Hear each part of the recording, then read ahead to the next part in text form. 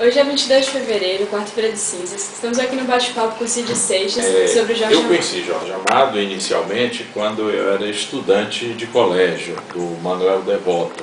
É que os filhos dele estudavam lá no Manuel Devoto, no mesmo colégio que eu estudava, no colégio estadual em Salvador. E aí eu, quer dizer, não conheci pessoalmente, eu via, uma vez ele esteve lá no colégio, eu o vi tudo. Agora, ele passou a me conhecer, saber que eu existia muitos anos depois.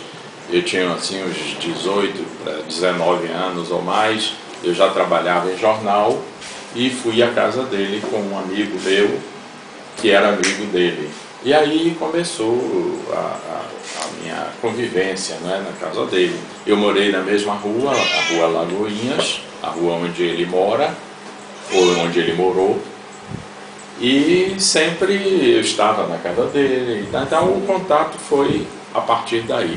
Eu não sei se eu devo dizer mais coisas ou se é melhor que vocês fiquem motivando, perguntando, aí vocês que dizem. A primeira, assim, você já falou como foi que você conheceu ele, mas o foco da nossa entrevista que você conheceu é, assim, o que Jorge, ele, assim, gostava, sabe, aqui da Bahia, a culinária que ele mais, sabe, gostava, no lazer de vocês, entendeu? Não seria mais isso. Para a gente entender a relação de Jorge Amado com a culinária, eu acho que é um dado muito importante saber que ele era um homem guloso. Jorge era guloso, né?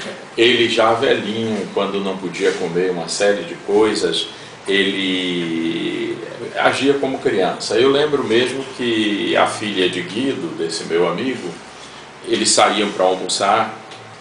Guido era bem mais próximo, né, de Jorge Amado, então saíam sempre para almoçar juntos, iam almoçar na rua. E Jorge Amado gostava de sentar junto de Isadora, a filha de Guido, que na época devia ter uns 16 anos por aí. Aí ele sentava sempre junto dela, porque quando ninguém estava olhando, ele pegava do prato dela as coisas que ele queria comer, ia pegando escondido, tudo que não deixava ele comer, porque fazia mal, essa coisa toda. Então, vocês vendo essa relação dele com a comida, dá para vocês entenderem por que na obra dele a comida, né, tem tanta importância, porque é que vai aparecer, porque é que ele descreve com tanta minúcia os pratos, etc. A outra coisa que a gente deve insistir, já que eu estava vendo aqui o trabalho das equipes, né? A professora de vocês parece que está preocupada, professor está preocupado em cobrir, né, todos os aspectos de Jorge Amado. A culinária para Jorge Amado, ao contrário do que muita gente pensa, que seria uma coisa de segunda ordem, é uma coisa essencial. E é que na cultura baiana, a culinária é um motivo de prestígio. Aí vocês vão entender por quê. É o seguinte, nós somos uma cultura essencialmente negra. Foram os africanos, não é, que nos colonizaram, vamos dizer assim. Muito embora a gente diga que só os portugueses nos colonizaram, os colonizadores são aqueles que trazem a sua cultura, trazem o seu modo de ser, os seus valores, etc. E os africanos trouxeram de modo bem mais intenso. Que eu pergunto, quem é que criava os filhos dos senhores de engenho, das senhoras de engenho? Não eram portugueses, não eram estrangeiros, eram africanos. E aí o baiano, o brasileiro, foi adquirindo traços da mãe negra, traços das mulheres africanas. E aí nós temos todos esses traços culturais, isso é bom se observar, não é? Somente depois é que houve uma tentativa de clareamento da sociedade brasileira. Como? Quando começaram a trazer para aqui, para o Brasil, para trabalhar pessoas alemães, por exemplo. Os imigrantes, no caso, os imigrantes alemães. Elas eram... Qual é a função que tinham? Eu não sei, esqueci agora. Tipo a governanta da casa. Então, as governantas alemães trouxeram hábitos europeus para educar os brasileiros. Mas Jorge Amado se preocupa muito com o aspecto da educação africana, não é? E nessa educação africana, a culinária tem um papel assim sagrado. Por quê? Lembrem que os negros vieram para aqui como escravos. Como escravos, eles não tinham prestígio nenhum no meio social. Mas algumas cozinheiras, como elas eram excelentes profissionais, elas passam a ganhar prestígio nas casas dos seus senhores e ganham também a alforria, ganham a liberdade. Elas passam a ser livres, não é? E quando elas passam a ser livres, elas passam a ganhar dinheiro também.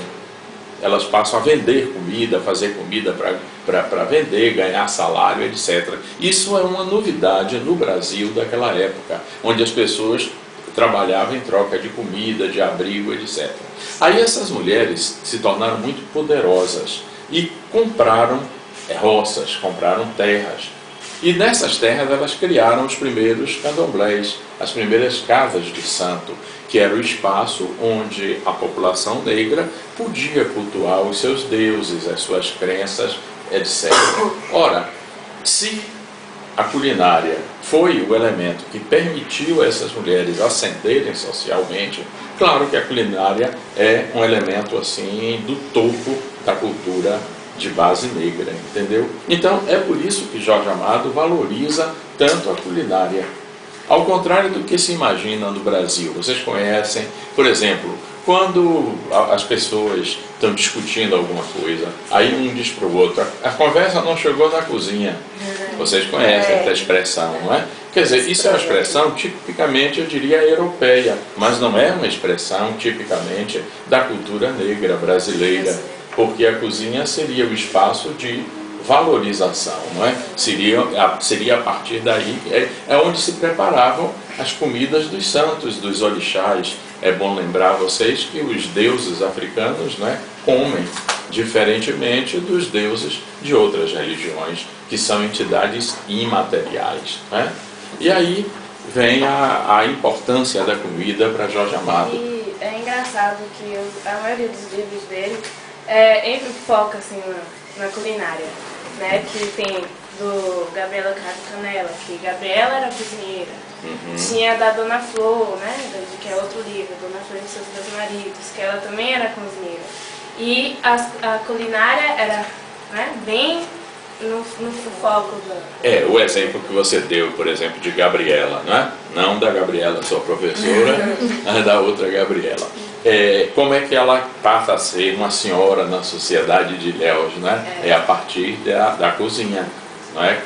Porque como era a cozinheira de Nassib, e é através da cozinha que ela passa a ser uma senhora.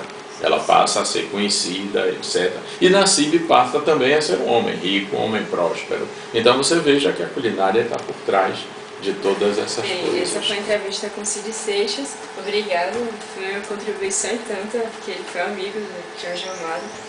E é isso, né? Como é que...